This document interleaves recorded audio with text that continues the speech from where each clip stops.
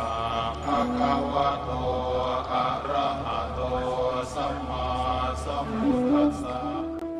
තෙරුවන් සරණයි සියලු දෙනාටම.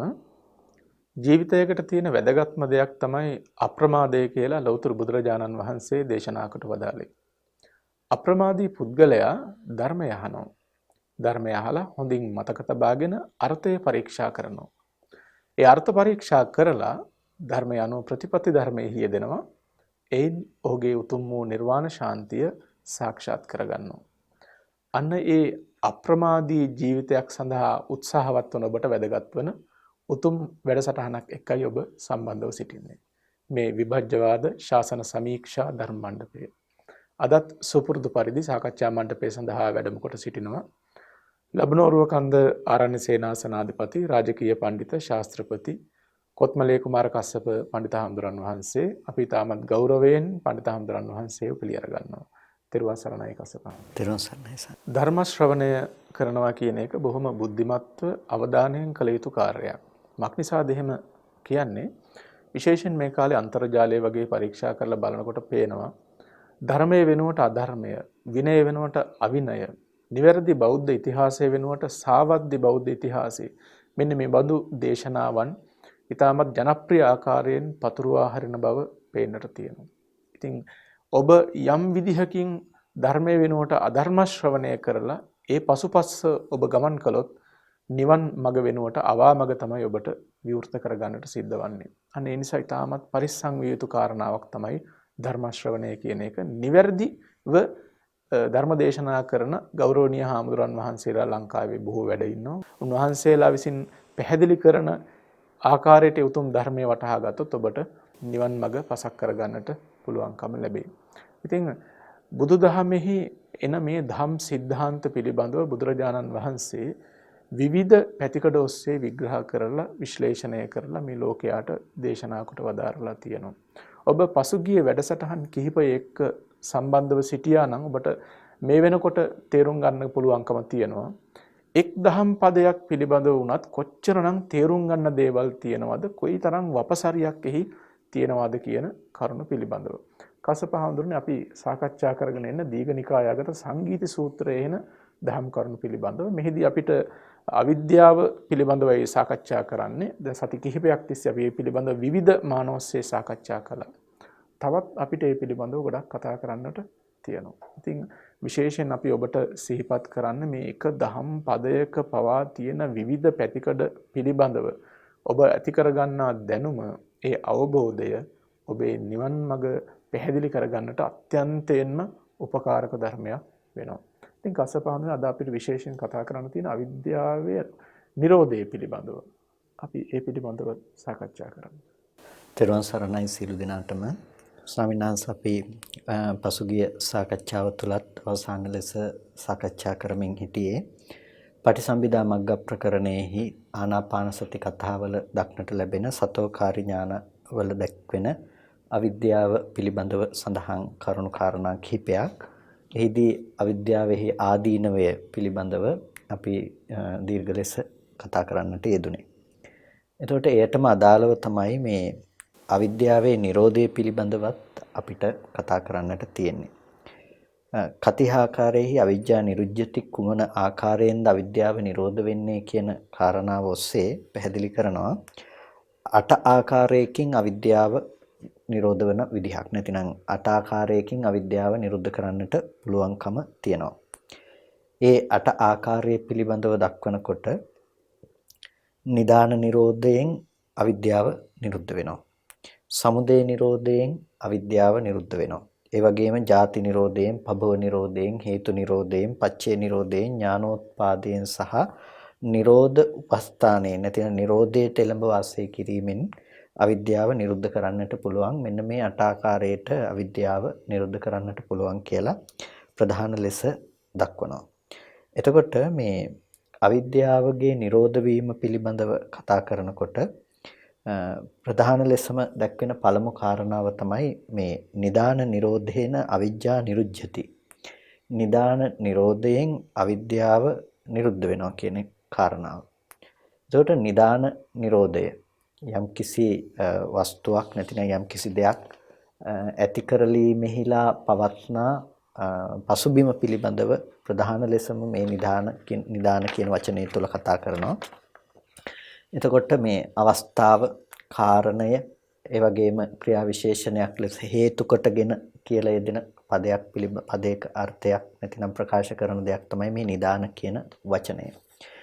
එතකොට මේ නිදාන නිරෝධයෙන් අවිද්‍යාව නිරුද්ධ වෙනවායයි කියනකොට අවිද්‍යාව යෙදීමට අවැසි වටපිටාව සම්පූර්ණයෙන්ම නැති කිරීමෙන් අවිද්‍යාව නැති කරන්නට පුළුවන්කම තියෙනවා. තවත් විදිහකට කිව්වොත් අවිද්‍යාව ඇතිවන්නේ යම්කිසි මූල ප්‍රත්‍යක් නිසා. ඒ කියන්නේ මුල්වන ප්‍රත්‍යක් නිසා තමයි අවිද්‍යාව උද්භවණය වෙන්නේ, හටගන්නේ.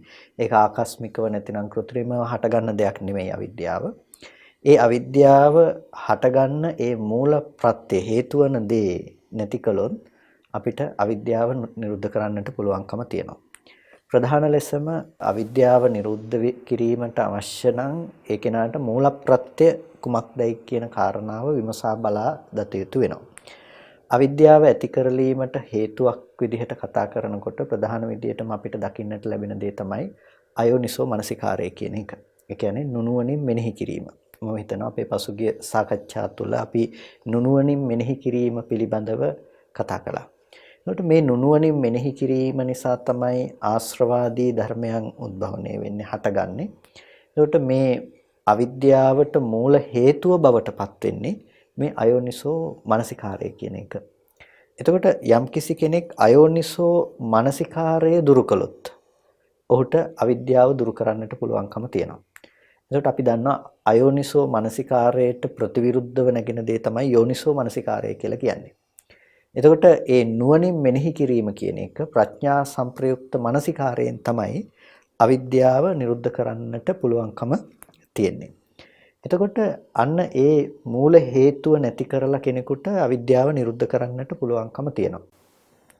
එතකොට ඒ මූල හේතුව නැති කරලා අවිද්‍යාව නිරුද්ධ කරන්නට පුළුවන් කියනකොට ඔහු විසින් ඇති කරගත යුත්තේ යෝනිසෝ මනසිකාරය උපදවා ගත යුතුයි, අයෝනිසෝ මනසිකාරය දුරු කළ යුතුයි.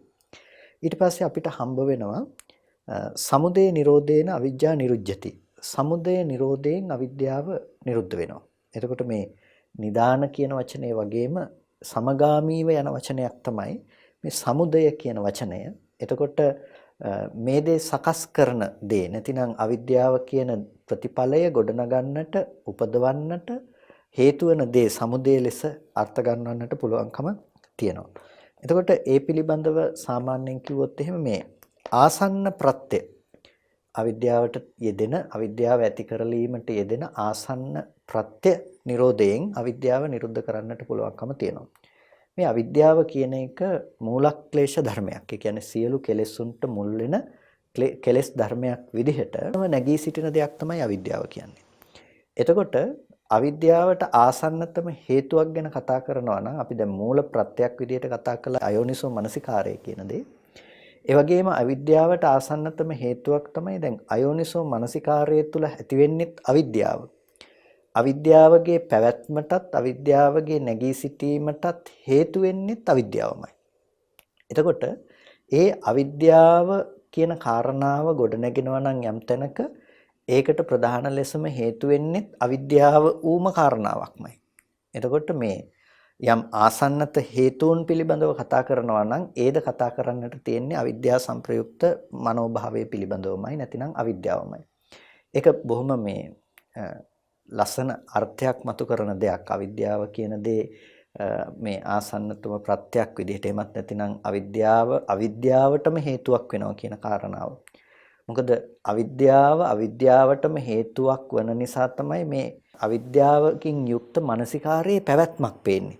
ඒ කියන්නේ මේ කොටින්ම කිව්වොත් ඒක අපිට මේ ඇසුරු කරන්නට ලැබෙන මේ ලෝකයේහි පැවැත්ම නිර්මාණය කරලා තින්නේ අන්නේ අවිද්‍යාවට ප්‍රත්‍යවීම කියන කාරණාව පදනම් කරගෙන තමයි අපිට ඇති වෙලා තියෙන්නේ. ඒ කියන්නේ අපි සරල විදිහටම ගත්තොත් එහෙම අපිට දැකපු දේවල් නැවත දකින්න පුළුවන් වෙන්නේ. අහපු දේවල් නැවත අහන්න පුළුවන්කම තියෙන්නේ.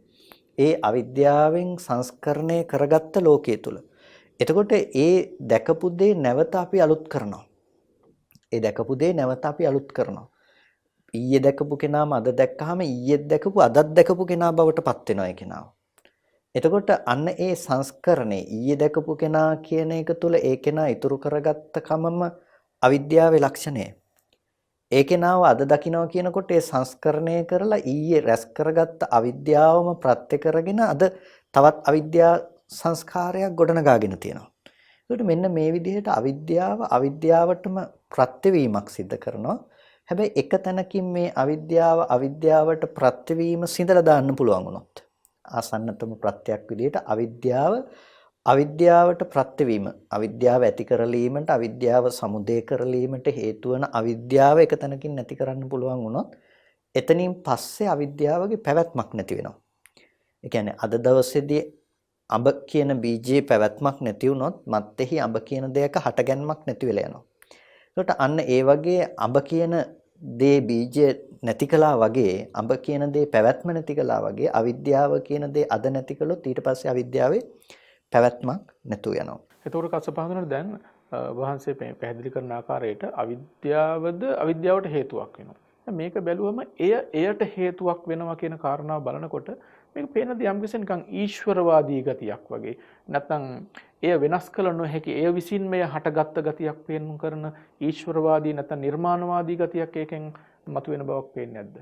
සමහර විට කෙනෙකු අර්ථ ගන්නට පුළුවන් පැත්තක්. ඒ කියන්නේ අවිද්‍යාව කියන එකත් එය විසින්ම හටගත්ත ධර්මයන්ද කියලා. ඇත්තටම අපි මේ කරුණු කාරණා කිහිපයක් ඔස්සේ කතා කරගෙන යන දෙයක්. ඒකට ඒ ඔස්සේ අපි කතා කළා නිදානය කියන තැනින් අරගෙන එක කාරණාවක් පිළිබඳව කතා කළා. ඒක තමයි මූල ප්‍රත්‍ය කියලා. එතකොට එතන අයෝනිසෝ මනසිකාරයේ හේතුයි. අයෝනිසෝ මනසිකාරයේ ප්‍රධාන හේතුවක් වෙනවා අවිද්‍යාව ඇති කරලන්නට. ඒ වගේම ඒ ඇති වෙන අවිද්‍යාවේ පැවැත්මටත් ඇතිවීමටත් අවිද්‍යාව කියන දේ ප්‍රත්‍ය වෙන. ඒක තමයි ආසන්න හේතුන් හැටියට දකින්නේ. එතකොට දැන් මේ කාරණාවන් අපි කතා කරන්නේ මේ විවිධ පැත්තක් පිළිබඳව. ඒ කියන්නේ දැන් ඒකට මූල හේතුවක් තියෙනවා. මූල හේතුවට තව ආසන්න හේතුන් තියෙනවා. මේ එතකොට එකක් නිසා අවිද්‍යාව. ඒ කියන්නේ අවිද්‍යාව නිසා පමණමයි අවිද්‍යාව කියන තර්කය නෙමෙයි මේ ගොඩනගන්නේ. අවිද්‍යාව නිසා අවිද්‍යාව කියනකට වඩා අවිද්‍යාව ආසන්න හේතුව කරගෙන අවිද්‍යාව ගොඩනගෙනවා. හැබැයි ඒ අවිද්‍යාව ගොඩනැගීම සඳහා හේතු වන අයෝනිසෝ මනසිකාරය නම් වූ මූල හේතුකුත් තියෙනවා. එතකොට මේ දැන් ගහක් පැලවෙනකොට මේ ගහ පැලවෙන්නට බලපාන ප්‍රධාන මුදුන් මුලක් තියෙනවා. හැබැයි මුදුන් මුලෙන් පමණක් මේ ගහ සාරවත්ව නැගී සිටින්නේ නැහැ. එතකොට මේ ගහ නැගී සිටීම සඳහා සාරයේ සපේන අවශේෂ මූලයෝ තියෙනවා. එතකොට අපිට මේ ගහ පිළිබඳව ගහේ සාරා දැමීම පිළිබඳව කතා කරනකොට අර මුදුන් මුල පිළිබඳව කතා කරනවා හා සමානව මේ ගහට සාරයේ සපේන අවශේෂ මූලයන් පිළිබඳවත් අපිට කතා කරන්නට සිද්ධ වෙනවා. අපි ඒ මුදුන් මුල හැටියට තමයි අයෝනිසෝ මනසිකාරය පිළිබඳව කතා කළේ. මූල හේතුව කියලා අපි ඒකට දැක්කුවා, නිදානය කියලා දැක්කුවා. එතකොට අපි අර සාරයේ සපේන අවශේෂ මූලයන් වගේ අපි කතා කරනවා. මෙන්න මේ අවිද්‍යාවම, ඒ කියන්නේ අයෝනිසෝ මනසිකාරය හා සමගාමී වන අවිද්‍යාවම මේ අවිද්‍යාව නතර නොකර පවත්වාගෙන යෑම සඳහා ප්‍රත්‍යවීමක් සපයනවා. එතකොට ඒක මේ ඇස කන නාසය දිව ශරීරයේ මනස කියන මේ ආයතනයන්ගෙන් ගන්න අරමුණු පිළිබඳව පවත්නා නොදන්නාකමම ඊළඟට නැවත නොදන්නාකම ඇති කරලීමට ප්‍රත්‍යක් හේතුවක් බවට පත් වෙනවා. එතකොට අවිද්‍යාව කියන එක අවිද්‍යාවට ප්‍රත්‍ය වෙන්නේ ඒ ආකාරයකින්. හැබැයි ඒකට එය පමණක්ම නෙමෙයි තියෙන හේතුව බවට පත් වෙන්නේ. ඒ නිසා අර ඒක හුදු තමන් විසින්ම හටගෙන තමාම පවතිනවායයි කියන දේ නෙමෙයි අපි එතනදී ප්‍රධාන ලෙසම කතා කරන්නේ. අර මුදු ප්‍රධාන හේතුවක් තියෙනවා ඒක හටගන්නට. ඒ හේතුවට උපකාර කරන අවශේෂ ධර්මයන් තියෙනවා. එතකොට මෙන්න මේ අවශේෂ ධර්මයන් සහ ප්‍රධාන හේතුවද සහිතවයි මේ කාරණාව පිළිබඳව අපි කතා කරන්නේ. එතකොට මෙන්න මේ විදිහට සමුදය කියනකොට මේ ඇති කරලීම සඳහා හේතු වෙන ඒ ආසන්න ප්‍රත්‍යයන්, එහෙමත් නැතිනම් ඒකට සමීපව යෙදෙන තව ප්‍රත්‍යක් විදිහට අවිද්‍යාවටම ප්‍රත්‍යක් බවට පත් වෙනවා. එතකොට මෙන්න මේ විදිහට අවිද්‍යාව නිරුද්ධ කරන්නට පුළුවන්කම තියෙනවා යම්කිසි කෙනෙක් සමුදය නිරුද්ධ කළොත්. ඒ කියන්නේ අවිද්‍යාව නිරුද්ධ කරනවා කියන තැනින් විද්‍යාව උපදවා ගැනීම කියන දේ කළොත් ඒ කෙනාට අවිද්‍යාව නිරුද්ධ කරන්නට පුළුවන්කම තියෙනවා. එතකොට ඒක අපි ධර්මතාවයක් විදිහට බැලුවොත් එහෙම දැන් යෝනිසෝ මනසිකාරයේ නැතුව කෙනෙකුට අවිද්‍යාව නැති කරන්නට අවශ්‍ය විද්‍යාව උපදවනවයි කියන දේ කරන්න පුළුවන් කමක් නැත්තේ නෑ. එතකොට ඒ නිසා ඔහු යෝනිසෝ මනසිකාරය උපදවනවා. යෝනිසෝ මනසිකාරය උපදව ගන්නකොට තමයි අර ආසන්න හේතුන් සිඳින්නට පුළුවන්කම යෙදෙන්නේ. එතකොට අර මේක ඒ සියලුම තැනට පැතිරී යනවා Nirodhe පැත්තට බැස ගන්නකොට අර මූල හේතුව වෙච්චි අයෝනිසෝ මනසිකාරයේ දුරු කරලා යෝනිසෝ මනසිකාරයේ උපදවා ගන්නකොට ඒකම හේතුවක් වෙනවා අර ආසන්නතම හේතුව වෙන අවිද්‍යාව නැති කරලා දාන්න. යම් කිසි කෙනෙක් ආසන්නතම හේතුව වන අවිද්‍යාව දුරු කරන්නට යනකොට ඔහුට ඒ සඳහා අවශ්‍ය වෙනවා යෝනිසෝ මනසිකාරය. එහෙමත් නැතිනම් මුදුන් මුල සිඳලා දාන්නට ඔහුට අවශ්‍ය වෙනවා. ඒකට මෙන්න මේ දේ එකම ප්‍රතිපදාව තුළ සිද්ධ කරගන්නට පුළුවන් දේවල්. ඒ වගේම තමයි අනිකුත් කාරණාවක් හැටියට මේ ජාති නිරෝධේන අවිජ්ජා නිරුජ්ජති. ජාති නිරෝධයෙන් අවිද්‍යාව නිරුද්ධ කරන්නට පුළුවන්කම තියෙනවා.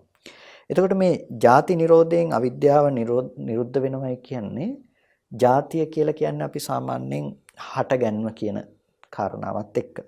එතකොට ඒ ජාතියයි කියනකොට අවිද්‍යාවගේ හට ගැනීමට හේතුවක් හැටියට අපි දැක්කුවා අයෝනිසෝ මනසිකාරය.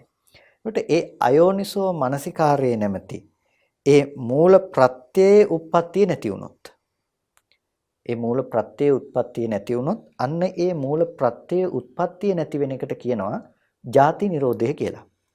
දැන් ජාති නිරෝධය කියන එක දැන් පටිච්චසමුප්පාද න්‍යාය ඔස්සේ නම් අපි කතා කළොත් ඊටාම ගැඹුරු සන්දර්භයක් නේ, ගැඹුරු කාරණාවක්. එතකොට ඒ ජාති නිරෝධය කියන කාරණාව මේ ජීවිතයේ එළඹ සිටින්නට පුළුවන් දෙයක්.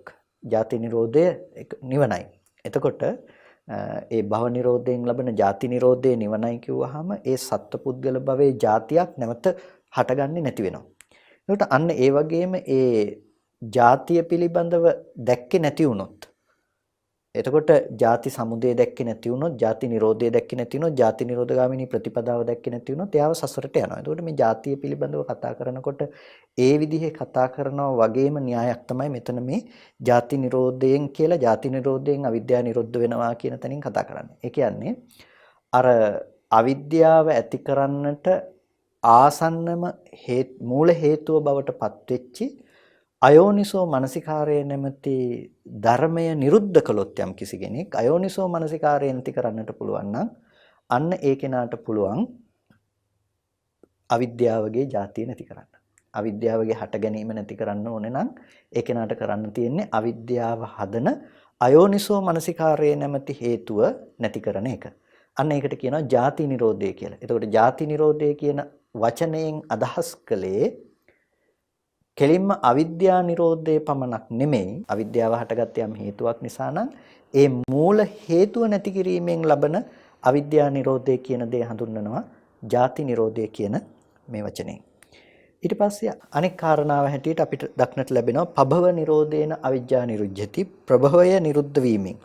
ඒ කියන්නේ යම් කිසි දෙයක් හටගන්නට හේතු වන ප්‍රභවයක්, යම් කිසි දෙයක් හටගන්නට හේතු වන හේතුවක් තියෙනවා. අන්න ඒ හේතුව නිරුද්ධ වීමෙන් මේකට කියනවා සාමාන්‍ය විදිහට ජනක ප්‍රත්‍ය කියලා. ඒ කියන්නේ යමක් උපදවන්නට හේතු වන ප්‍රත්‍ය සමவாயයක් තියෙනවා. අන්න ඒ ජනක ප්‍රත්‍ය උපදවන්නට හේතු වන ප්‍රත්‍ය දුරු කිරීමෙන්. එතකොට මෙතන ජනක ප්‍රත්‍යයයි කියනකොට ජනක ප්‍රත්‍ය විදිහට ප්‍රත්‍යවීම සිද්ධ කරනවා අර අයෝනිසෝ මනසිකාරයත් අවිද්‍යාවත් කියන මේ දෙකම ජනක ප්‍රත්‍යක් විදිහට ප්‍රත්‍ය වෙනවා අවිද්‍යාව හදලා දෙන්න. ඒ කියන්නේ හුදු අයෝනිසෝ මනසිකාරයේ තනියම තියෙන්නේ නැහැ. දැන් ගහ කියන දේ මුදුන් මුලෙන් විතරක් තියෙන්නේ නැහැ. අවශිෂ්ට මුලුත් ගහේ හට ගැනීමට, ගහේ පැවැත්මට උපකාර කරනවා වගේ මේ අවිද්‍යාවේ හට ගැනීමටත් උපකාර කරනවා ජනක ප්‍රත්‍ය විදිහට අයෝනිසෝ මනසිකාරයත් අයෝනිසෝ මනසිකාරය හා සංප්‍රයුක්තව යෙදිලා තියෙන, එකට යෙදිලා තියෙන අවිද්‍යාව කියන දේත් උපකාරක වෙනවා ජනක ප්‍රත්‍ය විදිහට. එතකොට අන්න ඒ අවිද්‍යාව ප්‍රභවය කිරීමට උපදවීමට හේතු වෙන අන්නේ ජනක ප්‍රත්‍ය නැති කිරීමෙන් අවිද්‍යාව සහ අයෝනිසෝ මනසිකාරය කියන ඒ කාරණා දෙක දුරු කිරීමෙන් මේ අවිද්‍යාව නිරුද්ධ කරන්නට පුළුවන්කම තියෙනවා. ඒ වගේම අනෙක් කාරණාව තමයි මේ හේතු නිරෝධේන අවිජ්ජා නිරුජ්ජති. හේතු නිරෝධයෙන් අවිද්‍යාව නිරුද්ධ වෙනවායි කියන එක. එතකොට මේ හේතු නිරෝධයෙන් කියලා කියන්නේ මේ උපස්තම්භක ප්‍රත්‍යයන් කියන එක. එතකොට උපස්තම්භක ප්‍රත්‍ය කියලා කියන්නේ දැන් ඉපදුණු අවිද්‍යාවට දැන් ජනක ප්‍රත්‍යයෙන් කරන්නේ අවිද්‍යාව උපදවන එක.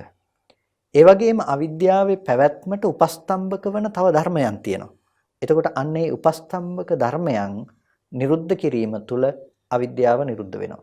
ඒ කියන්නේ අවිද්‍යාව හා සමගාමීව යමින් අවිද්‍යාවට උපස්තම්භක වන අනිකුත් ධර්මතා ටික. එතකොට ඒ උපස්තම්භක ධර්මයන්ගේ නිරෝධයෙන් අවිද්‍යාව නිරුද්ධ කරන්නට පුළුවන්කම තියෙනවා. ඒකට කියනවා හේතු නිරෝධයයි කියලා. ඒ කියන්නේ හේතුව කියලා කියන්නේ ඒ ධර්මයේ පැවැත්මට හේතු වන දෙයක්. ඒ කියන්නේ මූලිකත්වයේ ගන්න උපස්තම්භක වන දේ. එතකොට අන්නේ උපස්තම්භක ප්‍රත්‍ය නිරෝධයෙන් ජනක ප්‍රත්‍ය නිරෝධයෙන්ුත් අවිද්‍යාව නිරුද්ධ වෙනවා. ඒ වගේම ජනක ප්‍රත්‍යයෙන් උපද්දපු අවිද්‍යාව පැවැත්මට යම්කිසි වස්තු විශයක් උපස්තම්භක කරගෙන පවතිනවා නම් ඒ ධර්මයන්ොත් උපස්තම්භක ප්‍රත්‍යයත් නිරුද්ධ වීමෙන් අවිද්‍යාව නිරුද්ධ කරන්නට පුළුවන්කම තියෙනවා. දැන් අපි මේක ඊටාම ගැඹුරු විෂයයකට කතා කරන්නට පුළුවන් දෙයක් තමයි අපි සාමාන්‍යයෙන් මේ වචන මාත්‍රිකව කතා කරගෙන යන්නේ. ඒ කියන්නේ දැන් අපි ගත්තොත් එහෙම චක්කුම් බික්කවේ අජානං අපස්සං ඇස කියන එක නොදන්න කෙනාට නොදකින කෙනාට මේ දුක දුරු කරන්නට පුළුවන් කමක් නැත්තේ නැහැ. එතකොට ඒ කෙනාට මේ අවිද්‍යා නිරෝධයක් කරන්න පුළුවන් කමක් නැත්තේ නැහැ. එතකොට ඇස පිළිබඳව දන්නාකම කියන දේ උපදවාගත යුතුයි අවිද්‍යාව නිරුද්ධ කරන්න නම්. එහෙනම් ඇස පිළිබඳව නොදන්නාකමම අවිද්‍යාවේ පැවැත්මට හේතුවක් බවට පත් වෙලා තියෙනවා. මෙන්න මේ විදිහට අපිට මේ ඇස කන නාසය දිව ශරීරය කියන චක්කුසෝත ගහන જીවහා කියන මේ මන කියන මේ ආයතන ධර්මතා ටිකම අවිද්‍යාව ඇති කරලන්නට වස්තු විශේෂ වෙන උපස්තම්භක වන තැන් හැටියට අපිට දක්වන්නට පුළුවන්කමක් තියෙනවා. ඒකට මේ විදිහට අපි අරගෙන බලනකොට අන්න ඒබඳු වූ උපස්තම්භක ප්‍රත්‍යයෙන් ප්‍රත්‍යවන ධර්මතා ටික නැති වුණොත් ඇහැ නැත්තම් යම් කෙනෙකුට රූපේ නැත්තම් යම් කෙනෙකුට කන නැත්තම් යම් කෙනෙකුට ශබ්දේ නැත්තම් යම් කෙනෙකුට අන්න ඒ කෙනාට අවිද්‍යාව නිරෝධයටපත් වෙනවා. උපස්තම්භක ප්‍රත්‍ය නිරෝධයෙන් අවිද්‍යාව නිරෝධයටපත් වෙනවා. කසබාන දැන් ඔබ වහන්සේ විශේෂයෙන් අද මේ සාකච්ඡාවට අපි මේ දීඝනිකායගත සංගීත සූත්‍රයේ එන අවිද්‍යාව කියන කාරණාව මේ විශේෂයෙන් ප්‍රස්තුත කරගත්තත් මේ පිළිබඳ විග්‍රහ කරන්නේ අපි පටිසම්භිදා මග්ග ප්‍රකරණයේ ආශ්‍රය කොටගෙන විශේෂයෙන් මේ විග්‍රහය කරන්නේ. දැන් මේ කතා කරන කාරණාවල තියෙන අවිද්‍යා නිරෝධයට කරුණු 8ක් පෙන්නනවා. දැන් අපේ කසපහඳුරු පැහැදිලි කරා ඇහැ නැත්තම් අවිද්‍යාව නැහැ, කන නැත්තම් අවිද්‍යාව නැහැ. මේක ඉතාමත්ම ගැඹුරු ප්‍රදේශයකට යන ධර්ම විග්‍රහයක්. මම මෙතෙන්ටම කැමති මෙන්න මේ කාරණේටම සම්බන්ධ කරන්නට ඇතැම් තැන්වල සඳහන් වෙන අවිද්‍යාවට හේතු ආශ්‍රව ධර්ම හැටියට. එතකොට දැන් මේ අයෝනිසෝ මනසිකාරය ගැන අපි කතා කළා අවිද්‍යාවට හේතු හැටියට. ඊට පස්සේ අපි අවිද්‍යාවම තවත් ආකාරයකින් අවිද්‍යාවට හේතු වෙන පිළිබඳව කතා කළා. මේ විදිහට විවිධ පැතිකඩ ඔස්සේ අවිද්‍යාවට හේතු කතා කරගෙන එනකොට ආශ්‍රවත් පෙන්නනවා මේකට. ඊළඟ කසපහඳුරු පැහැදිලි කරා අර ඇහැ නැත්තම් කන නැත්තම් කියන කාරණාවුත් කොහොමද මේ ඇහැ නැත්තම් කන නැත්තම් කියන මේ අති ගම්භීර කාරණාව ආශ්‍රවත් එක්ක සම්බන්ධ කරගෙන මේ අවිද්‍යාවට හේතුවක් හැටියට පැහැදිලි කරනවා. ඒක තාම දීර්ඝ පිළිතුරක් දෙන්න පුළුවන්. ඒ වගේම තාම වැඩි කාලයක් අරගෙන පැහැදිලි කරන්න පුළුවන් කාරණාවක්. ආශ්‍රව කියනකොට අපි ආශ්‍රව ධර්මයන් පිළිබඳව කතා කරනකොට මූලිකම වෙන දේ තමයි අයෝනිසෝ මනසිකාරය කියලා කියන දේ. එතකොට සබ්බාසව සූත්‍රය අපි අරගෙන බැලුවත් අයෝනිසෝ මනසිකාරය ප්‍රධානව අපිට කතා කරන්නට පුළුවන්කම තියෙනවා.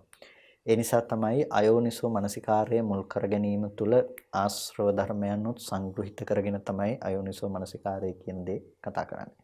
එතකොට ඒක ඇස කියන දේ ඔස්සේ අපි ආශ්‍රව ධර්මතා ටික අරගෙන ගියොත් කාමාසෝ භවසෝ දිත්තාසෝ අවිජ්ජාවත් ආශ්‍රවයක් ලෙස අරගෙන එතකොට මේ ආශ්‍රව ධර්මතා ටික අනුව ගිහිල්ලා කතා කරනකොට අපිට ලැබෙන දේ තමයි ලෝකේ යම් කිසි තැනක ඇස ඇසුරු වෙනවා නම් රූපේ ඇසුරු වෙනවා නම් මේක ඊටාම මේ ගැඹුරු කාරණාවක්. මේ සාමාන්‍ය ලෙස අපි දකින ඇහැ තියෙනවා රූපේ තියෙනවා කියලා මේ දකින දැක්ම ගැන නෙමෙයි මේ කතා කරන්නේ.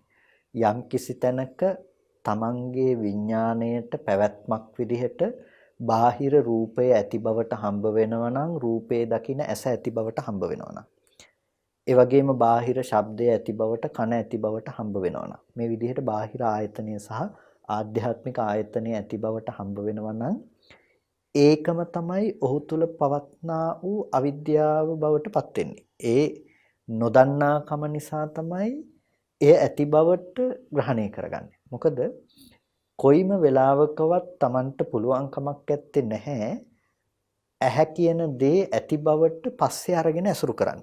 ඒ කියන්නේ දැන් මම ඔකට උදාහරණයක් හැටියට කියන්නේ අපි හිටගෙන ඉන්න තැන කවදාවත් බලන්න පුළුවන් කමක් නැහැ. අපිට බලන්න පුළුවන් හිටගෙන හිටපු තැන. එතකොට එතනින් අයින් වෙලා අපි බලනවා හිටගෙන හිටපු තැන. හැබැයි හිටගෙන හිටපු තැන බලනකොට ඒ බලන තැන හිටගෙන ඉන්න තැන නෙමෙයිනේ. අන්න ඒ වගේ ඇස හටගන්න වෙලාවට රූපය හටගන්න වෙලාවට චක්කු විඥානය හටගන්න වෙලාවට මේ ධර්මතා තුනේ එකතු වෙන වෙලාවට මොනම විදිහකටවත් ඇස පිළිබඳව හෝ රූපය පිළිබඳව හෝ බාහිර පවතින ධර්මයක් හැටියට නිශ්චය කර ගැනීමක් පවතින්නේ නැහැ. ඔවුනොවුන්ගේ කෘත්‍යයට වැය වෙලා තියෙන අවස්ථාවක් තමයි ඇහැ රූප චක්කු විඥාන කියන මේ ධර්මයන් යෙදෙන එකතු වෙන අවස්ථාව කියලා කියන්නේ. එතකොට මෙබඳු ධර්මයක් පවතින තැනක අර හිටගෙන හිටපු තැන බලනවා වගේ එතනින් අයින් වෙලා ඒ වෙලාවේ මොනවද තිබුණේ කියන එක පිළිබඳව තමන්ගේ මනස මෙහෙයවලා බලන්නේ පසු අවස්ථාවක. ඒකට අපි කියමුකෝ කර්ම මනෝවිඤ්ඤාණ මට්ටමයි කියලා. ඒකට මනෝවිඤ්ඤාණ මට්ටමේ සිතකින් අපි බලනවා අර දැකපු අර දර්ශන කෘත්‍ය කරපු સિદ્ધාන්තයේ ආරම්භය. එතකොට අපිට දැන් ඒ වෙලාව වෙනකොට ඇත්තටම ඇහි පැවැත්මක් නැහැ. රූපයේ පැවැත්මක් නැහැ. චක්කු විඤ්ඤාණ සිතේ පැවැත්මකුත් නැහැ. ඒ ටික ඔක්කොම නිරුද්ධ වුණ තැනක තමයි මෙහි මනෝවිඤ්ඤාණ සිත හටගත්තේ. හැබැයි මේ හටගත්ත මනෝවිඤ්ඤාණ සිතෙන් දැනගන්නේ අර බාහිර පවතින ධර්මයන් පවතිනවා කියලා ඇති කරගත්ත සංකල්පනාවක. ඒ කියන්නේ ඒ ඇහැ තියෙනවා, ඒ රූපය තියෙනවා, ඒ දැනගත්ත විඤ්ඤාණය, ඒ සිත තියෙනවා කියන තැනක ඉඳලා තමයි දැනගන්නේ. එතකොට ඔහු ඇහැ පිළිබඳව දැනගත්තේ නැහැ. ඇහැ පිළිබඳව දැනගත්තා නම් එයාට හරියට දැනගන්න වෙන්නේ මොකද්ද? ඇහැ පෙර නොතිබීම හටගෙන ඉතුරු නැතුව නැති වුණා. එතකොට ඇහි අයිතිකාරයෙක් ඔහුට ලැබෙන්නේ නැහැ. ඒ වගේම බාහිර රූපය ඔහුට හම්බ වෙන්නේ නැහැ. ඇස නැත්තම් ඇස නැති තැනක රූපේ පැනවීමක් කොහෙත්ම නැහැ. ඇස සහ රූපය දෙකම එකටමයි පැනවීම තියෙන්නේ. එතකොට ඒ වර්ණ සටහන හටගෙන නිරුද්ධ වූ බවම ඔහුට දකින්නට පුළුවන්කම තියෙනවා. එතකොට ඇසත් රූපයත් සිතත් කියන මේ ධර්මතා තුනේ නිරෝධය පෙනේ මිසක මේ පිළිබඳව නුවණින් විමසන්නෙකුට කවදාවත් ඔහුගේ සිතට මේ ධර්මය ඇසුරු කරන්න ඇති බවට ගන්න පුළුවන් කමක් නැත්තේ නෑ. අන්න එබඳු මනසක් ඇති කෙනාට කියනවා ඇහැ නැති කෙනෙක් කියලා. රූප නැති කෙනෙක්. ඇසේ නැති බව දැකලා රූපේ නැති බව දැකලා. හැබැයි ඒකෙන් මේ වර්ධවා ගත යුතු නැහැ. මේකෙන් කියන්නේ මේ ඇහැ කියන එකට රූප පේන්නෙත් නැහැ. රූප පේන්න රූප ඇත්තෙත් නැහැ. මෙබඳු ඌ දෘෂ්ටියකටපත් වෙලාවත් පේන්නේ නැතුව ගිහිල්ලවත් නෙමෙයි මේ කතා කරන්නේ. අර ලෝකයා වැරදි විදිහට ඇති කරගන්න දෘෂ්ටිය මේ කෙනාට ඇත්තේ නැහැ. ඒ කෙනා අනිත්‍ය වූ ධර්මය අනිත්‍ය වූ ධර්මයක් ලෙසම සාක්ෂාත් කරලා තියෙනවා. අවබෝධ කරලා තියෙනවා. ඒ නිසා අනිත්‍ය වූ ඇස ඇතයි කියන්නට යන්නේ නැහැ. ඔහුට ඇහැ කියන එක අවස්ථාවට හටගෙන ඉතුරු නැතුව නැති වුණ ධර්මයක් ලෙස හම්බ වෙනවා. රූපය මොහොතට හටගෙන ඉතුරු නැතුව නැති වුණ ධර්මයක් ලෙස හම්බ වෙනවා. චක්කු විඥාණය ඉතුරු නැතුව පෙර නොතිබීම හටගෙන ඉතුරු නැතුව නැති වුණ ධර්මයක් ලෙස හම්බ වෙනවා. එහෙනම් එක දිගට පවතින ඇහැක් ගැන ඔහුට කතා කරන්න පුළුවන් කමක් නැත්තේ නෑ. අන්න එබඳු කෙනාට කියනවා ඇහැ නැති කළ කෙනෙක් කියලා. හැබැයි ලෝකේ කෙනෙකුට ඇහැ හම්බ වෙනවා නම් ඔහුට ඇහැ දකින්න පුළුවන්කම තියෙනවා නම් රූප හම්බ වෙනවා නම් රූප දකින්න පුළුවන්කම තියෙනවා නම් ඒ කෙනා ඇහි Nirodhe සාක්ෂාත් නොකළ කෙනෙක්. රූපේ Nirodhe සාක්ෂාත් නොකළ කෙනෙක්. ඔහු ඇස ඇසුරු කරන කෙනෙක්. ඔහු රූප ඇසුරු කරන කෙනෙක්. එහෙම ඇස රූප චක්කු විඥාන කියන ධර්මය තමන්ගේ හිතෙන් ඇති බවට ඇසුරු කරන්න පුළුවන් කියලා කියන්නේ සංකල්පමය වශයෙන් ඇති කරගත්ත දෙයට ඔහු රැවටෙන කෙනෙක්. ඒ රැවටෙන්නේ වෙන මොකක්වත් නෙමෙයි අර Nirodhaය නොදැක්කින අවිද්‍යාව කියන කාරණාව පදනම් කරගෙන. එතකොට මේ අවිද්‍යාවේ පැවැත්ම සඳහා හේතු වන දෙයක් තමයි ඒ කියන බාහිරයට නැඹුරු වීම කියන දේ. එතකොට මේක ආශ්‍රව පැත්තෙන් අපි අරගෙන බලනකොට අපිට පේනවා අපි විඳින මනෝවිඤ්ඤාණ මට්ටමින් අපි විඳින කැමැත්ත කියන දේ අපි වර්ණ සටහනක් ඇහැට පේන්නේ. වර්ණ සටහන ඇතුලේ ආදරය කියන දේ ඇත්තේ නැහැ. ඇහි ආදරය කියන දේ ඇත්තෙත් නැහැ. ඒ වගේම අපි මේ හිතේ චක්කු විඤ්ඤාණ සිතේ ආදරය ඇත්තෙත් නැහැ. මේ බඳු ආදරය නොතිබුණු තැනක අපි හිතින්ම උපද්දලා පෙර ඉඳලා අපි පුරුදු කරගත්ත ධර්මතා ටික සිහිපත් කරලා මේ මගේ දරුවනේ කියලා හිතලා අපි මෙහි සංකල්පමය වශයෙන් හදාගත්ත අරමුණකට අපි කැමති වෙනවා. අපි හිතනවා මේ සංකල්පමය වශයෙන් හදාගත්ත දේ තියෙන්නේ බාහිර ලෝකේ කියලා. රූපේ පැත්තට දාලා අපි ඒ පිළිබඳව බලනවා. අන්න ඒකට කියනවා කාම සංකල්පනාවකින් යුක්තව වාසය කරනවා. අන්න එතකොට දැන් ඒ කාම සංකල්පනාව තියෙන කෙනාට කැමැති දරුවා ලෝකෙ තුල ඉන්නවමයි යාට දැන්. අතීතේ ඉඳලා තමන් කැමැති ආදරය කරන දරුවා හිටිය දැනුත් ඉන්නවා. ඒ දරුවා ওই විදිහටම අනාගතේටත් ඉන්නවා. අන්න කාම ආශ්‍රවයේ ඉපදුනා. දැන් කාම ආශ්‍රවය නැවතත් දියුණු කරන්න පුළුවන්කම තියෙනවා. ඔය දරුවා තව ටිකකින් දකින්නත් පුළුවන්, හෙට දකින්නත් පුළුවන්. ආය වර්ණ සටහන අනාත්ම විදිහටම ඇහැට ගැටුණට නැවතත් ඔහු දකින්නේ කලින් හිටපු දරුවා ඉන්නවා කියලා. එතකොට මෙන්න මේ විදිහට කාම ආශ්‍රවය ආශ්‍රව ධර්මයක් විදිහට ඇති කරන්නට අර අවිද්‍යාව හේතු වෙනවා. ඒ වගේම ආශ්‍රව ධර්මයේ නිසාම නැවත නැවතත් අවිද්‍යාවේ පැවැත්ම සිද්ධ වෙනවා. එතකොට ආශ්‍රවයේ ගොඩ නැගෙන්නේ අර වැරදියට කරපු මානසිකාරය නිසා. එතකොට ඒ ආශ්‍රව ධර්මතාවය හා සමගාමීවම තමයි අවිද්‍යාව කියන දේත් ඉපදිලා තියෙන්නේ. ඒ නිසා අවිද්‍යාව කියන දෙයට හේතුව විදිහට ඇතැම් තැනකදී ආශ්‍රව ධර්මතාවත් විග්‍රහ වෙනවා. ඇතැම් තැනකදී අයෝනිසෝ මනසිකාරය කියන දේත් විග්‍රහ වෙනවා. නමුත් මේ ධර්මතා ටිකට ප්‍රධාන හේතුව ලෙස දක්වනවා අයෝනිසෝ මනසිකාරය කියන කාරණාව. ඒ වගේම භවආශ්‍රවයත් ඒ විදිහටමයි. අපිට රූපාදී භවයන් පිළිබඳව ඇති කරගන්න සංකල්පනාවන් තියෙනවා නම් ඒ තැන ඒ නිමිතිවල ඒ මනෝභාවයන් වල ඇති කරගත්ත මුලාසහගත මානසික මට්ටම. එතකොට නැවතත් තමන් ඒබඳු මානසික මට්ටමක් ස්කන්ධ ටිකක් ඇත්ත කරගත්ත බව ඔහුට පවතිනවා. ඒ වගේම තමයි දෘෂ්ටි සහගත ආශ්‍රව ධර්මය. දෘෂ්ටියත් ආශ්‍රව ධර්මයක් බවට පත් වෙනවා. එතකොට ඒ රූපය අනුව ශබ්ද ගන්ධ රස ස්පර්ශ කියන මේ රූප ධර්මයන් අනුවත් වේදනා සංඥා සංඛාර විඥාන කියන මේ ධර්මයන් අනුවත් බැසගත් නාම රූප කියන ධර්මතා දෙක අනුව බැසගත් දෘෂ්ටි සංඛ්‍යාත ආශ්‍රවයත් අවිද්‍යාව නිසා පවතිනවා. ඒ වගේම අවිද්‍යාව කියන දේ පැවැත්මට ආශ්‍රවය කියන දේත් ප්‍රත්‍ය වෙලා තියෙනවා. අවිද්‍යාව කියන එකත් ප්‍රධාන ආශ්‍රව ධර්මයක් විදිහටම ප්‍රත්‍යවීම සිද්ධ කරනවා. එතකොට දැන් අපිට පේනවා අවිද්‍යාව ප්‍රත්‍යක් වෙනකොට අවිද්‍යාව කියන දේ හා සමගාමීවම තව කාමාශ්‍රව, භවආශ්‍රව, ditthාශ්‍රව ආදී අනික් ධර්මතා ටිකත් යෙදිලා තියෙන ආකාරය. එතකොට මෙන්න මේ විදිහට අර ඇස තියනවා නම් යම් කෙනෙකුට ඔහුට අවිද්‍යාව කියන දේ හිස් වෙන්නේ නැතුව පවතිනවා. ආශ්‍රව හිස් වෙන්නේ නැතුව පවතිනවා. අයෝනිසෝ මනසිකාරය ඔහුට පවතිනවා කියලා කියන්නේ අන්න එබඳු වූ කාරණාවක් හේතු කරගෙන. එතකොට මේක ඊටාම ගැඹුරු, ඊටාම සියුම් නුවණින් විමසිය යුතු කාරණාවක්. මොකද නැත්තම් සාමාන්‍ය ලෝකේ ඇහැ නැහැ කියපු ගමන්ම, රූපේ නැහැ කියපු ගමන්, කන නැහැ, ශබ්ද නැහැ කියපු ගමන්ම හිතෙන් මවාගන්න ටිකක් අමුතු චිත්‍රයක්. ඒ අමුතු චිත්‍රය මවාගෙන ඉවර වෙලා ඊට පස්සේ ඊළඟ ප්‍රශ්නය අහනවා. එතකොට රහත් වුණොත් ඇහැ නැද්ද? රහත් වුණොත් රූප පේන්නේත් නැද්ද? එතකොට ටිකක් අමුතු විදිහේ ප්‍රශ්න අහන්න පෙළඹෙනවා. ඒ කාරණාව පිළිබඳව ඇත්තටම ගැඹුරු අවබෝධයක් නොතිබුණා. ආශ්‍රව සහ අවිද්‍යාව පිළිබඳව මේ අන්තර් සම්බන්ධය පිළිබඳව කතා කරනකොට කසපහඳුරන් වහන්සේ හරි වැදගත් කරුණක් සිහිපත් කළා. ඇස පෙර නොතිබීම හටගන්නවා, ඉතුරු නැතුවම නිරුද්ධ වෙනවා කියන කරුණ. මම ඔබට නැවතත් සිහිපත් කරන්න කැමතියි මෙන්න මේ කියන කාරණා ඔබ පරිස්සමින් තේරුම් ගත්තද, හොඳ අවධානයෙන් තේරුම් ගත්තද කියන කරුණ.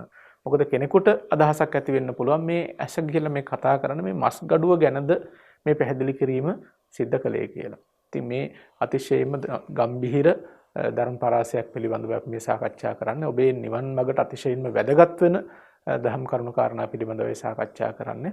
ඉතින් කස්සපාදුන මේ අවිද්‍යාව පිළිබඳව අපි මේ පටිසම්භිදා මග්ග ප්‍රකරණයේ සතෝකාරී ඥානානි කියන කොටස එක්කයි අපි සාකච්ඡා කරගෙන එන්නේ. දැන් මෙහිදී අවිද්‍යාවට තවත් ප්‍රත්‍ය පෙන්නනවා, තවත් හේතු පෙන්නනවා. අපි කොහොමද මේ සම්බන්ධයෙන් සාකච්ඡා කරන්නේ? එතකොට අපි මේ කතා කරමින් හිටියේ ස්වාමීන් වහන්සේ මේ අර ජනක ප්‍රත්‍ය වගේම උපස්තම්භක ප්‍රත්‍යයන් උපස්තම්භක වන කාරණාවන් නෙදනවා. දැන් ආශ්‍රවාදී උපස්තම්භක වන තවත් කරුණු කාරණා අපිට කතා කරන්නට පුළුවන්කම තියෙනවා අවිද්‍යාව හට ගැනීමෙහි. ඒකට අන්නේ ඒ ධර්මය නිරුද්ධ කළොත් ඒ ධර්ම නිරෝධේනොත් අවිද්‍යා නිරෝධයකට පත් කරන්නට පුළුවන්කම තියෙනවා. ඒ වගේම තමයි හට ගැනීමට හේතු වන අර උපස්තම්භකාදී ප්‍රත්‍යධර්මතාවයන්ගේ නිරෝධය කියන කාරණාව මුල් කරගෙන කතා කරනකොට ප්‍රධාන ලෙස ප්‍රත්‍ය සහ අර හේතු වෙනවයි කියන කාරණාව අතර යම් වෙනසකුත් ඇතම් විටක කතා කරන්නට පුළුවන්කම තියෙනවා. ඒ කියන්නේ හේතුව සාධාරණයි පච්චය අසාධාරණයි කියනවා. හේතුව සාධාරණයි කියලා කියන්නේ දැන් නුග බීජයක් හේතුවෙන් නුග ගහක්ම හැදෙයි මිසක ඒකෙන් වෙන ගහක් හැදෙන්නේ නැහැ. එතකොට මේ හේතුව නුග බීජය නැමැති හේතුව නුග ගහ ඇති කරලීමට සාධාරණ ධර්මයක්. හැබැයි නුග ගහ ඇති කරන්නට හේතු වෙන පස් ටික, ජලය, උණුසුම මේ ආදී දේවල් දිහා අපි බලනකොට මේ ටික එතන පොල් ගහක් හිටවුවොත් ඒකටත් ප්‍රත්‍ය වෙන ධර්මතා ටිකක්. එතකොට ඒක අර එකකට සාධාරණ නොවි පොදුවේ හැම දෙයකටම සාධාරණත්වය කියන්නේ අසාධාරණයි කියන ඒ නිසා. එතකොට එකකට පමණක් සාධාරණ නොවි අර අපි සාමාන්‍යයෙන් සාධාරණ අසාධාරණ වචන වල තේරුම් ගැනීම නෙමෙයි මෙතන තියෙන්නේ. පොදුවේ සියලුම දේවල් වලට අසාධාරණව ප්‍රත්‍ය විදිහට උපකාර කරනවා. එතකොට මේ උපස්තම්භකයත් ඒ විදිහටම ප්‍රත්‍ය ධර්මයක් විදිහටම ප්‍රත්‍ය වීම සිද්ධ කරනවා. එතකොට මෙන්න මේ පච්චය නිරෝධයෙන් අපිට ඒ විදිහට අවිද්‍යාව නිරුද්ධ කරන්නට පුළුවන්කම තියෙනවා. එතකොට ඒ හේතු නිරෝධය පච්චය නිරෝධය. එතකොට හේතුව පැත්තට අපි කතා කළා හේතු නිරෝධය කියනකොට අර ජනක හේතු ටික ඒ කියන්නේ උපදවන්නට හේතු වුණ අයෝනිසෝ මනසිකාරය සහ අවිද්‍යාවමයි කියන මේ කාරණා ටික අපි කතා කළා. ආසන්න හේතු සහ මූල හේතු කියන මේ හේතු ටික හේතු නිරෝධයට ඒ වගේම ප්‍රත්‍ය නිරෝධයේ පැත්තෙන් අපි කතා කරනකොට අර විදිහට උපස්තම්භක වන ප්‍රත්‍ය සියල්ලක්ම අපි කතා කරනවා ප්‍රත්‍ය නිරෝධය හැටියට. ඒකට යම්කිසි කෙනෙක් ප්‍රත්‍ය නිරෝධය කිරීමෙන් අවිද්‍යාව නිරුද්ධ කරන්නටත් පුළුවන්කම තියෙනවා. දැන් ස්වාමීන් මෙන්න මේ වගේ කාරණා ඊටාම සමීපයෙන් අර්ථ යන ඊටාම ළඟින් අර්ථ දකින්න පුළුවන් තැන්. එතකොට පුංචි පුංචි වෙනස්කම් තමයි මේ එකකට එකක් තියෙන. දැන් හේතුව, ප්‍රත්‍ය, මූල හේතුව, ආසන්න හේතුව. එතකොට මේ විදිහට කතා කළාට මේ එක එක පුංචි වෙනස්කම් තමයි දකින්න තියෙන්නේ. හැබැයි ප්‍රතිපදාවක් වඩන්න යන කෙනෙකුට මූලික කරගන්න ඉලක්කය අනුව කෙනෙකු අපි හිතමු ආශ්‍රව සමුග්ඝාතයේ පිණිස ආශ්‍රව දුරු කරගන්නේ කොහොමද කියලා කෙනෙක් උත්සාහවත් වෙනවා. කෙනෙක් යෝනිසෝ මනසිකාරය ඇති කරගන්නේ කොහොමද කියලා එයා යෝනිසෝ මනසිකාරයේ ලෝකෝත්තරව පවත්වා ගැනීම සඳහා එයා උත්සාහවත් වෙනවා. මෙන්න මේ විදිහට ඒ කෙනා එතකොට හේතු කරගන්නේ මේ අවිද්‍යා නිරෝධය සඳහා පාදක කරගන්නේ මේ තැන් වලින් එක තැනක් තමයි අපි නොදැනම අපි මේ මාර්ගයේ හැටියට පාදක කරගෙන යන්නේ. එතකොට මේ කාරණාවන් ඇතුලේ තියෙන මේ වෙනස්කම අපිට දැනගත්තොත් මේ අපි යන ගමන පිළිබඳව අපිට හරියට නිශ්චය කරගන්නට පුළුවන්කම තියෙනවා. එතකොට ඊළඟ හත්වන කාරණාව හැටියට අපට දකින්නට තියෙනවා ඥානුප්පාදේන අවිජ්ජා නිරුජ්ජති මේ ඥානය ඉපදවීමෙන් අවිද්‍යාව නිරුද්ධ කරන්නට පුළුවන් කියලා. ඊට මෙතන ඥානය ඉපදවීමෙන් කියලා එකෙන් අදහස් කරන්නේ විදර්ශනා සහගත ප්‍රඥා මනසිකාරයේ ඉපදවීමෙන්. ඒ කියන්නේ විදර්ශනාවෙන් අවිද්‍යාව නිරුද්ධ කරන්නට පුළුවන් කියන දේ.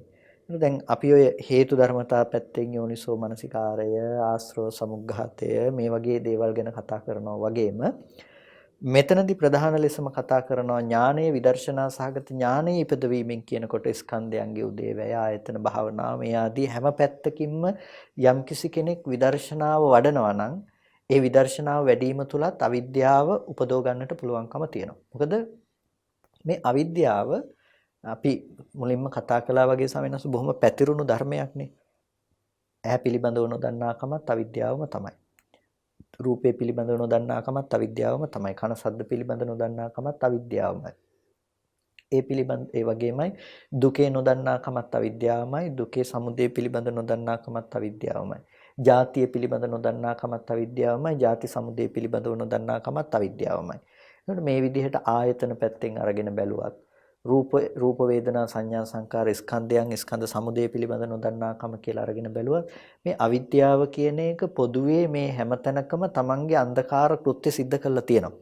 එතකොට මේ අන්ධකාර කෘත්‍ය හැමතැනකම සිද්ධ කරලා තියෙන අවිද්‍යාව නැති කරගන්න ඒ ධර්මය සම්මර්ෂණය කිරීමෙන් ඒ දේ පිළිබඳව අපි මෙනෙහි කිරීමෙන් අපිට පුළුවන්කමක් ලැබෙනවා එය දුරු කර ගැනීමට අවශ්‍ය ප්‍රඥාව උපදව ගන්න. අන්න ඒ විදිහටම තමයි මේ ඥානුප්පාදේන කියලා කිව්වේ ප්‍රඥාව උපදවා ගැනීමෙන් අවිද්‍යාව නිරුද්ධ කරන්නට පුළුවන්. එතකොට මේ ප්‍රඥාව උපදවා ගැනීම කියන එක අපි කතා කරන්නට ගියොත් අපිට විශාල ප්‍රමාණයකට අපිට කතා කරන්නට පුළුවන්කම තියෙනවා. දැන් උදාහරණයක් ඇටියට අපි සුතමේ ඥානය පිළිබඳව විග්‍රහය අරගෙන බැලුවොත් සුතමේ ඥානය විග්‍රහ කරන්නට පුළුවන් හැම පැත්තකින්ම.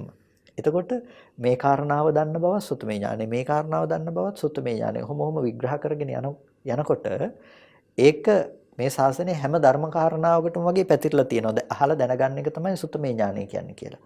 අන්න ඒ විදිහටම තමයි මේ ඥානුප්පාදය කියන එකත් අරගෙන යන්න පුළුවන් මේ හැම තැනකම දන්නා බව. එතකොට මේ හැම තැනකම විදර්ශනා සහගත ප්‍රඥාව උපදවනකම කියලා අපිට අරගෙන යන්න පුළුවන්කම තියෙනවා. ඒ හැම තැනක්ම බෙදා දක්වන්නට පුළුවන්කමක් තියෙනවා. ස්කන්ධයන්ගේ ඥානය මොකක්ද? ආයතනයන්ගේ ඥානය මොකක්ද? ඉන්ද්‍රයන්ගේ ඥානය මොකක්ද?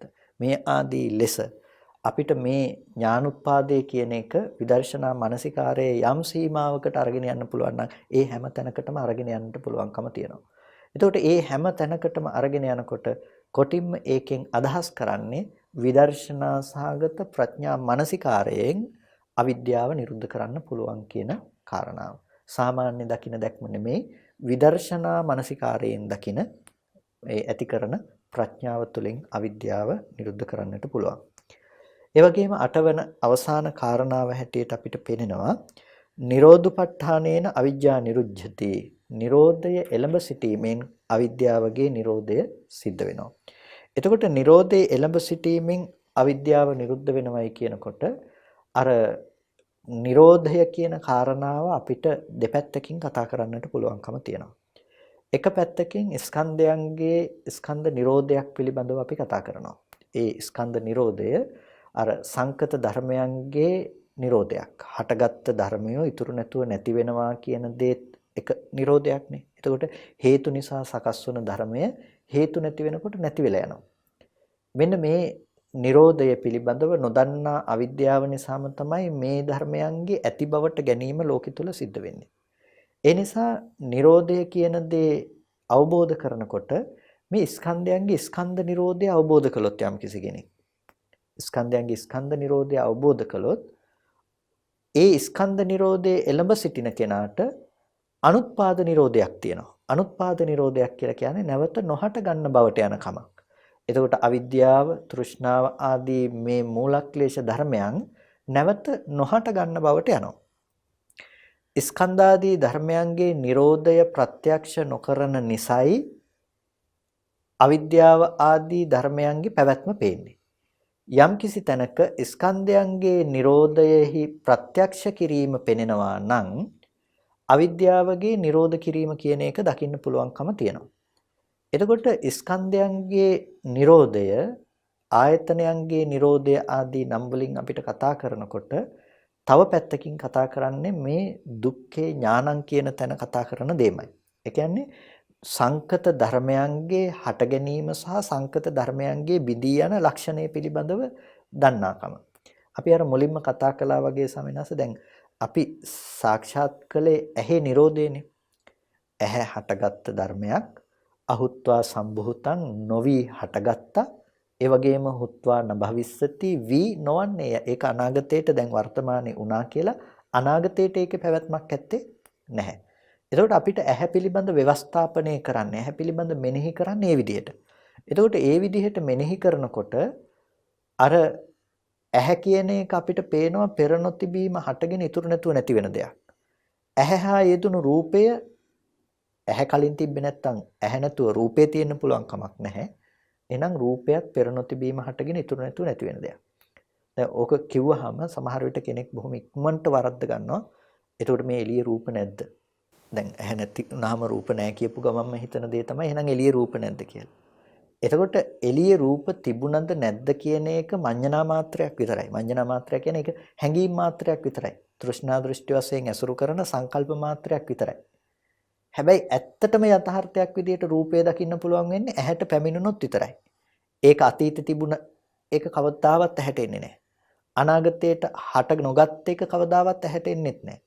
ඒකින්ද ඉපදුණු දෙයක් තමයි රූපේ විදිහට හැම වෙලාවකදීම අපිට දකින්න පුළුවන්කම තියෙන්නේ. ඒ කියන්නේ ඇහැට පතිත වන දෙයක් පමණයි දකින්න පුළුවන්කම තියෙන්නේ.